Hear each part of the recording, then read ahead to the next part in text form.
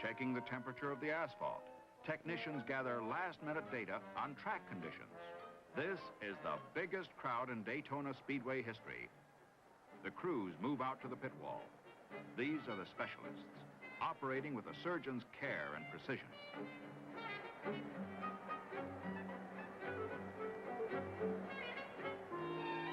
"48 qualified entries are ready to run for the checkered flag. Winning performance is a combination of equipment, men, and strategy.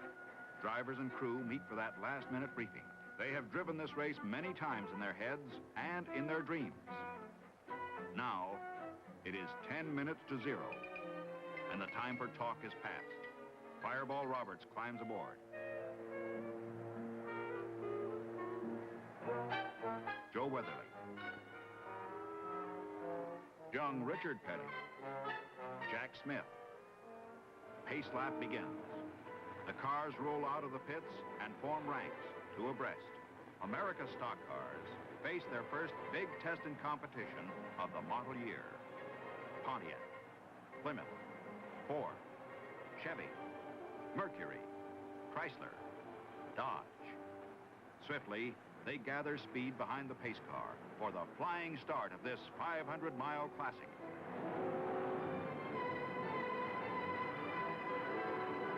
They roar out of the 4th turn.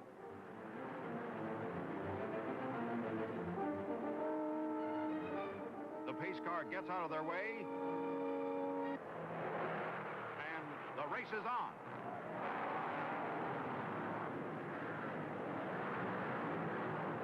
Coming into the backstretch, Joe Weatherly moved from the 2nd row into 1st position. Right behind him, Fireball Roberts and Junior Johnson fight for 2nd place.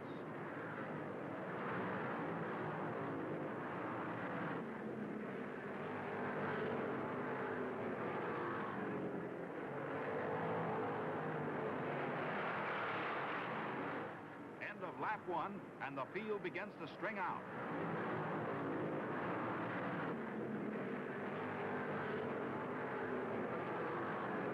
Fireball Roberts, number 22 Pontiac, and Junior Johnson, number 27 Pontiac, slip past Weatherly and start to put some daylight between themselves and the traffic.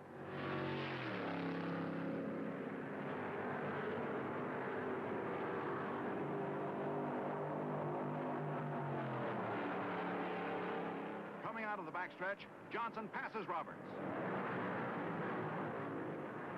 The leaders are lapping the field.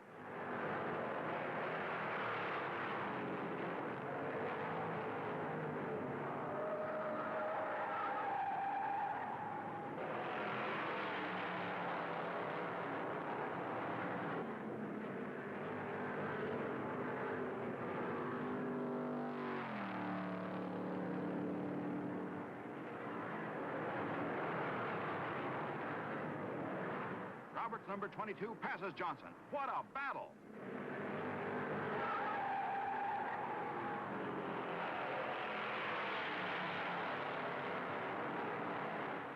Uh-oh, trouble in the backstretch. Roberts is still charging at 156 miles per hour. Even 155 miles per hour isn't good enough today. The cars begin to pit. The early pace is already taking its toll.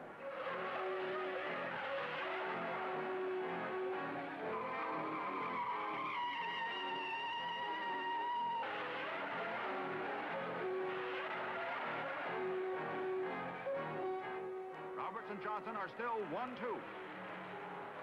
Richard Petty, who started in 10th position, has moved up to 3rd, a quarter of a lap behind the leaders.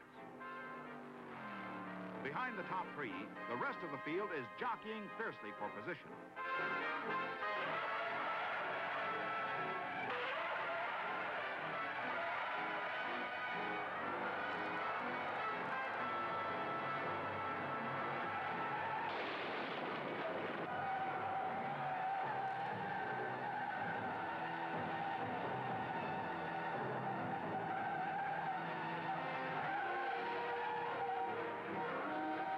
After 150 miles, the field has been thinned out to 34 cars.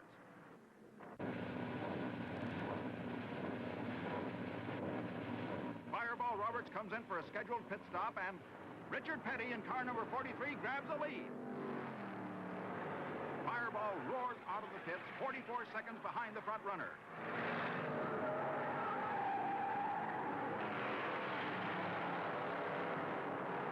He starts to close the gap.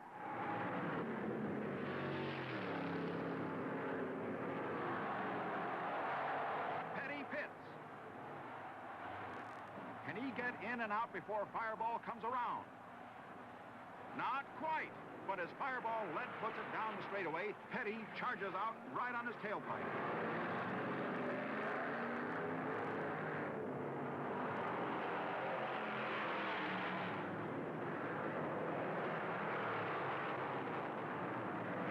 Lee Petty, crew chief for his boy Richard, waits for the leaders to come around again.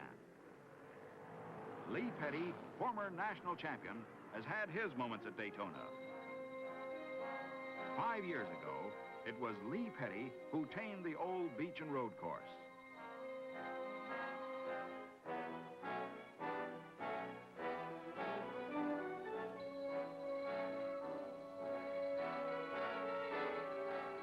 This was where the races were held before the new track was built. It was then his son Richard who cheered him on. 4 years ago, in a photo finish, Lee Petty became the first winner of the Daytona 500, with Richard as his crew chief. Proud son, happy father. 250 miles, the halfway mark, and Fireball holds the lead as Richard Petty in number 43 hangs on.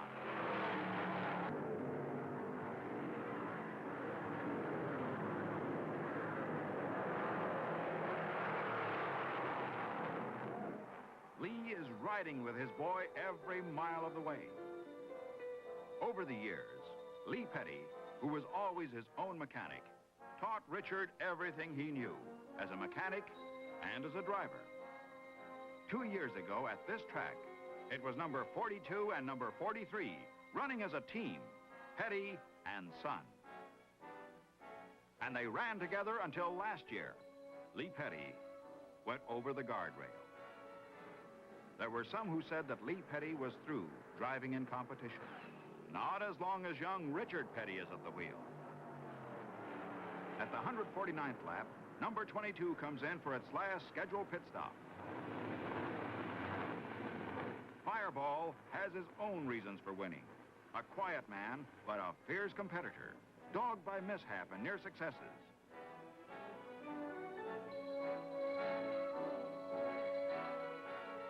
Two years ago, at this track, leading the field and only 13 laps from the finish, a clogged fuel pump took him out of the race.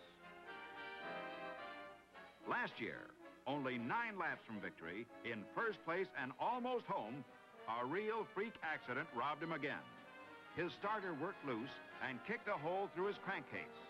A year of work and hope wrapped up in one 5-cent bolt. And Fireball Roberts sits alone. Now, with only 125 miles to go in this race, will he beat that jinx? While Fireball was making his 4th pit stop, young Petty again grabbed the lead. Pop signals first place. But Fireball is turning laps at 157 miles per hour, breaking every track record with a magnificent exhibition of car handling. With only 70 miles to go, Petty makes his 4th pit stop.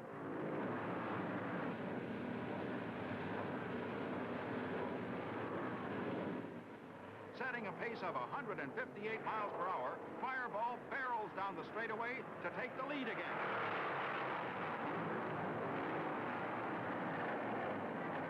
Petty tears out of the pits after him, a half lap behind. Fireball pours it on, and Unique and the crew can only wait it out. The crowd is on its feet. 20 laps to go, and Fireball, with a lead of only 40 seconds, is coming into the pits. Hope leaps up again in the Petty camp. Fireball's torrid pace has burned up his fuel supply.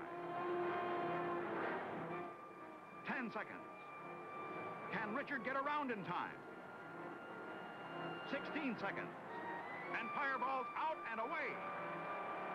Still ahead of Petty, a quarter of a mile ahead.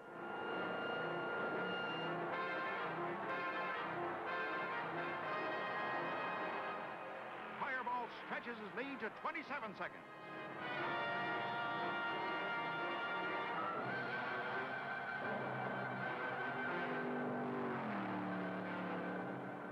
Six laps to go.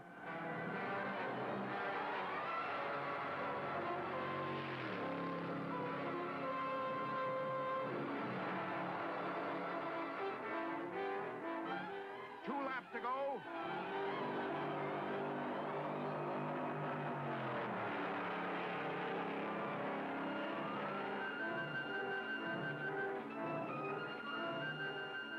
The last lap.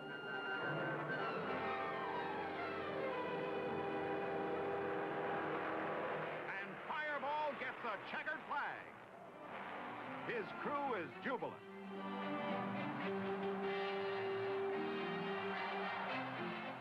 Roberts in his Pontiac wheels into the winner's circle. 500 miles at an average speed of 152.9 miles an hour. An amazing achievement for driver, car, and equipment. Crowds and press swarm around, applauding the driver and the machine. Richard Petty is not too unhappy. It took a world's record to beat him. And Fireball Roberts is the man who did it. 500 miles in 3 hours, 10 minutes, and 41 seconds. But even now, he's beginning to think and dream of next year.